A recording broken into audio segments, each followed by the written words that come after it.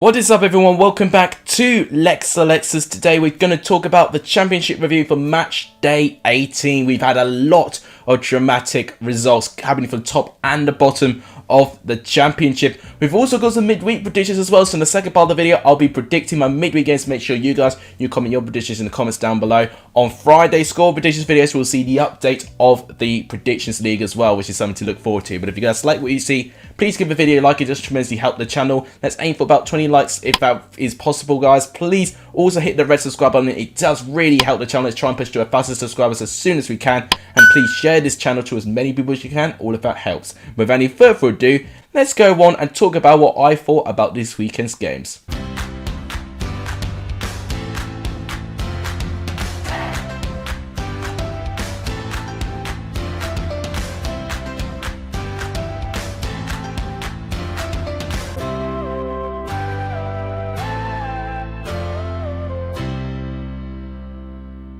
So started with QPR and Luton, which ended 2-0 to the home side.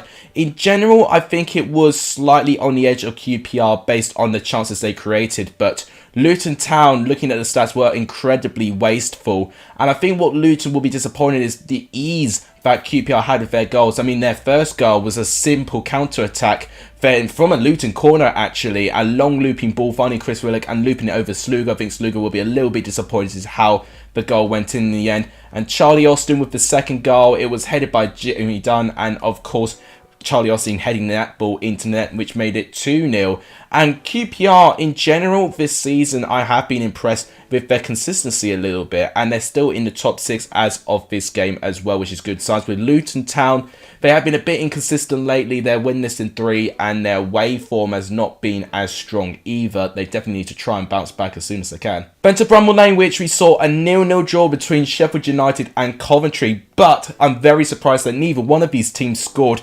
Coventry, I think, edged it in terms of the first part of the game. They had more clear-cut chances for me, and especially from the likes of Gayor, Carrez and Gordon. I think they both should have done a little bit better with their chances. I think Jamie Allen and Callum O'Hare were actually dictating things very, very well in that midfield. But in the second half, Morgan Gibbs-White was starting to create more things. McGoldrick had a golden opportunity to try and score a goal, but he simply skied his opportunity. So both go away with a point. Sheffield United, I think, will be a bit more disappointed. They're currently playing on catch-up based on the expectations they put themselves on in terms of getting a really good manager in like Jokanovic and the signings that they got. With Coventry, they're still in the top 6. They'll happily take that at this stage. Then to Bristol City and Blackburn, where it ended 1-1. It's another example. Bristol City throwing away a lead after leading at home. Callum O'Dowda got the first goal in the game, and I think it was earned. I think with that first opening period, I think Bristol City were the better team. Surprised me that they actually had less of the ball from Blackburn. Blackburn, of course, don't play with a lot of the ball and normally play on the counter-attack. Blackburn actually outpossessed Bristol City this time, so it means they had to tweak their game style a bit, and I think it did falter them. Now, Blackburn, for me, have always skated on thin ice. There's been a lot of games this season where they've only had one shot on target and it's actually ended up in one goal. Typically, Ben Brereton Diaz scoring, and what happens?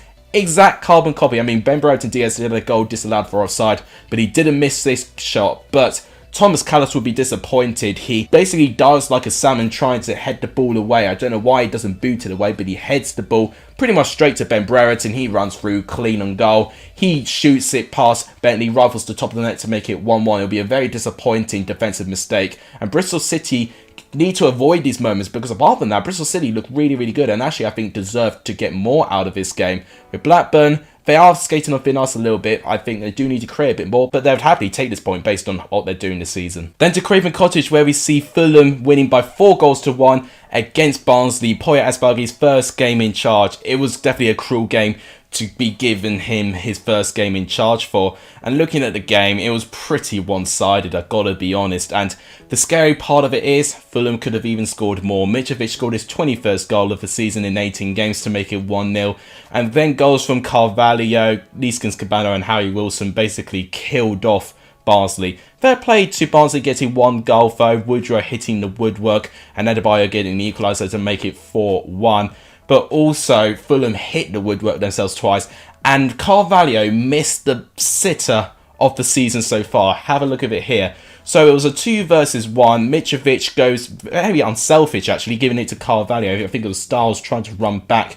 And Carvalho just panics, takes the ball way too soon, and he completely misses the goal entirely. So it could have even been worse for Barnsley. But Barnsley, they can only go up from here, and I think as Spaggy, if they get more winnable games, hopefully you can take Barnsley up a level, but Fulham look absolutely good right now, don't they? And then we're seeing more concerning signs for West Brom as they lose 1-0 to Huddersfield. That's 4 away defeats in a row for West Brom now, and that's 3 consecutive away games that West Brom have not scored a goal. But you've got to give credit to Huddersfield and Daniel Sinani, who got the opening goal in this game. Huddersfield have actually kept a couple of clean sheets recently as well, especially at home. And Huddersfield are proving to really look a threat, actually, when they do attack. And I think Sinani and Danny Ward are working very, very well together as a partnership. It's just a shame that Huddersfield do not find themselves in the top 6. West Brom looking like they've got 20 shots, only 2 on target, at only a 10% accuracy on goal. That is very, very poor. They're being incredibly wasteful, and West Brom definitely need to work on that. Otherwise, they'll be increasing pressure. They're now 8 points off the top 2. They've got to really big up their waveform as soon as they can. Otherwise, it's definitely going to cost them. Then we see Hull picking up back-to-back wins for the first time this season, beating Birmingham by 2-2. The second consecutive 2-0 win for Hull City as well. Controversy with the first goal. I think the ball did go out of play when George Honeyman got his goal. But I'm glad for him that he got his first goal for Hull City this season. But there was a lot of controversy there. Birmingham went back on the other way and Hogan had a brilliant chance. And overall, I'm actually really impressed with Hull. I think they have been steadily improving. They've been taking games more seriously, really have been attacking games more as well, being a bit more fearless, a bit more inventive in the way they play, which I think is very, very encouraging. Malik Wilkes made it game, set, and match where he scored a second goal, and that was after when Birmingham were down to 10 men, Gary Gardner basically losing his head a little bit, headbutting Josh McGuinness. Not a lot of contact there, to be honest, but if you do react badly, nowadays you do get a straight red card, unfortunately. It's a brilliant win for Hull. They find themselves out of the bottom 3 now following these back-to-back wins. Birmingham is a pretty tough bit of form that they're getting right now. They definitely need to try and recover as soon as they can. Then we saw Middlesbrough and Millwall draw by 1 goal each, and it's Chris Wilder's first game at Middlesbrough manager, but Middlesbrough will be feeling hard done by they didn't get more. They definitely, for me, were the stronger team in this game. They got the opening goal, brilliant play by Duncan Watmore actually taking on his man, brilliant cross to find Matt Crooks to make it 1-0.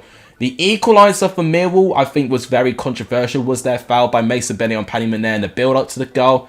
Maybe there was, and obviously the ball pinballed. Benakofobe tried to be tackled by Sor Bamba, but the rebound basically hit his knee into the net, which made it 1-1. And Bill Kelsey made some brilliant saves as well. So for me, I think Middlesbrough were quite unlucky not to get anything more from this game. But they definitely need to try and respond when they play Preston in midweek. With Millwall, it's another 1-1 draw for them. They're in 9th place in the table at the moment, so not a too shabby start for Millwall. And then are we seeing a resurgence of Cardiff as it's back-to-back wins for them now as well, as they beat Preston by 2-1. And we're getting a load of comebacks in the Steve Morrison era. They had a 3-goal comeback against Stoke City away from home. They had a 2-goal comeback at home against Huddersfield under Steve Morrison. And now another 2-goal comeback against Preston away from home. So we're getting a load of comebacks at the moment. Cardiff are proving to be the comeback kings at the moment.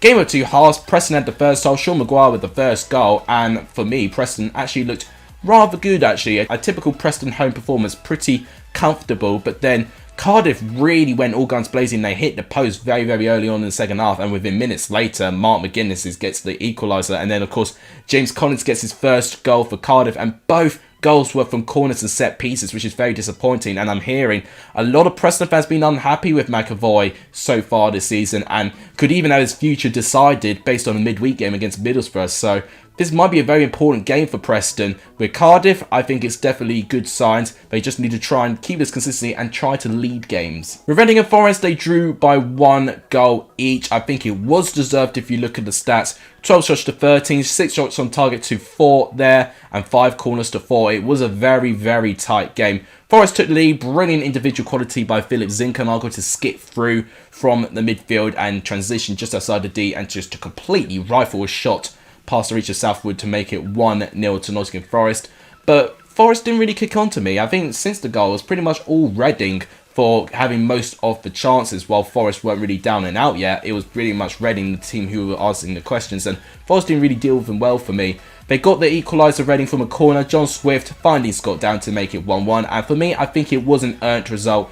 Reading with a really tough week, of course, with a 6-point deduction, but I think based on a really bad quality of the bottom three so far this season, I actually think Reading will not be feeling too worried based on their current situation in the table. With Forest, I think if they pick up some good results, eventually they'll find themselves in the top half, and then it may be a question whether they can push for top 6. They saw Stoke and Peterborough end with a Stoke win by 2-0. I think it was a little bit closer than the scoreline did suggest in this game. Vrancic with the first goal, a brilliant bit of quality on his part, but Peterborough have been known to be conceding very, very early goals in games, and it has really, really cost Peterborough so far this season. Peterborough looking like they do create a lot. They actually had double as many shots as what Stoke had, but they only had 1 shot on target, while Stoke had 3 shots on target, of course, resulting in 2 goals.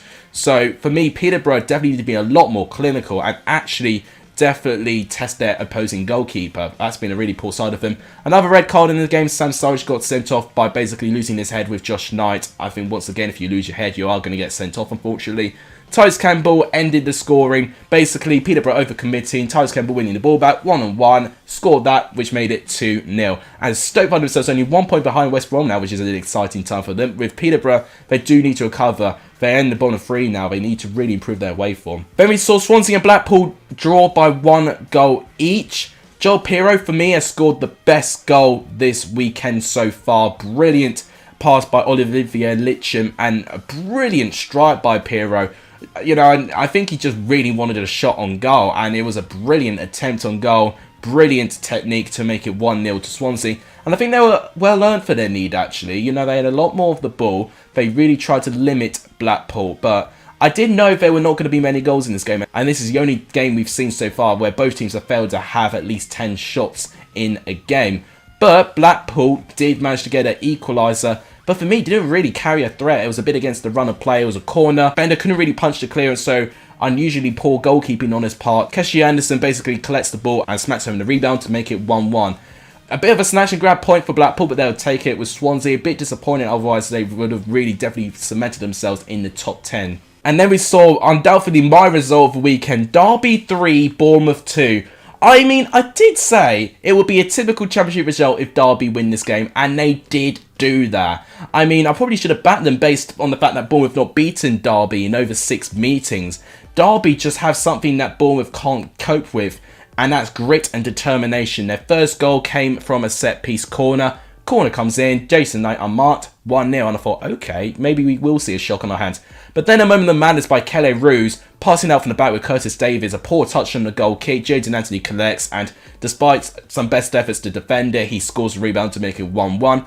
And then brilliant quality actually in the midfield to create Dominic Solanke's second goal. Jefferson Lerma with the assist to make it 2-1. And when Bournemouth were winning at halftime, I thought, okay, how many goals are we going to get from Bournemouth now? We don't really see Derby attack the second half very, very well at all, especially recently. But how wrong was I? Welcome Tom Lawrence into the championship this season. We always see a couple of really good games by Tom Lawrence, and this is definitely one of those games for this year. Tom Lawrence shooting a fantastic strike to make it 2-2, and then he scores a resulting penalty with Jack Stacey fouling Graham Sheeny in the box.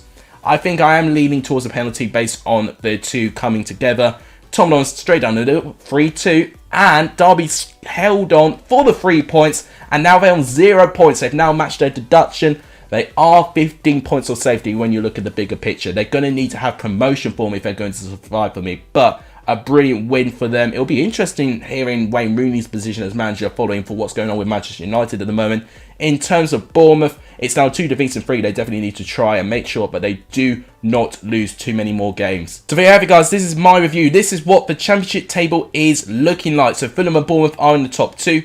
Top 6, you've seen the likes of West Brom, Stoke, Coventry and Queen's Park Rangers in that top 6 at the moment. And with the teams in danger, you've got to look at Reading, Hull, and in the bottom 3, Peterborough, Barnsley, Derby. So guys, for my result, player and goal of the weekend, you have your chance to have your choice based on the polls on the community tab. So to do that, make sure you enter the community tab and then you'll find the polls and you get your chance to vote. But without any further ado, let's start predicting the midweek games. So we started with Blackpool West Brom. I was thinking a Blackpool win based on how poor West Brom have been away from home recently. This could be 0-0, but I'm actually going to say this will be a 1-1 draw, actually. Coventry and Birmingham, I originally put this as a 0-0 draw, but I changed my mind. I actually think Coventry with a strong home form, I think they'll get the edge, so I'm going to go 2-1 Coventry. Middlesbrough Preston, maybe a very important game for Preston with all things considered and what I'm hearing in the papers at the moment. I'm going to say a 2-0 Middlesbrough win. I think Middlesbrough were unlucky not to get anything more against Mill, so I definitely think they'll right their wrong in this game. So Nottingham Forest and Luton, I think Forest will win based on their form at the moment. I'm going to go 2-1 Nottingham Forest. Reading and Sheffield United, both teams are quite open. I'm going to go for a 3-2 win to Reading. You know what, it wouldn't even surprise me. Reading being involved with a couple of crazy wins so far this season. Barnsley, Swansea, I'm going to go 3-1 Swansea. I think Paul Spaggy is another tricky game for him, for his Barnsley team, so I'll go for a Swansea win. Blackburn, Peterborough, I'm going to go 3-1 Blackburn, I think. Bristol City and Stoke, I might actually give Bristol City something. I think they've been alright at home, actually, despite not getting too many wins. I'm going to go for a 1-1 draw. Cardiff and Hull, this result really could go either way. I'm actually going to go for a 1-1 draw. Fulham and Derby, I think Fulham will win, but not as comfortably as other games. I'm going to go 2-0 Fulham. Millwall, Bournemouth, I think they'll edge it. I'm going to go 2-1 Bournemouth. And finally, QPR Huddersfield. It's tricky. Both teams in really, really good form. Huddersfield, if they win this game, they could definitely be in the top 6. I'm going to go a 1-1 draw again. But now wrap it up. These are my predictions for midweek. Make sure you guys predict your games for the midweek games as well in the comments down below. But now wrap it up. Thank you guys so much for watching. If you guys enjoyed it, please give the video a like. It does tremendously help. Let's aim for 20 likes in this video. Please do hit that subscribe button if you haven't done so. It does really, really help the channel. Please also share the channel as well. All of that really helps. That will wrap it up. Thank you guys so much for watching. You guys are legendary if you saw any of this video. As always, I'll see you guys very, very soon. Take care.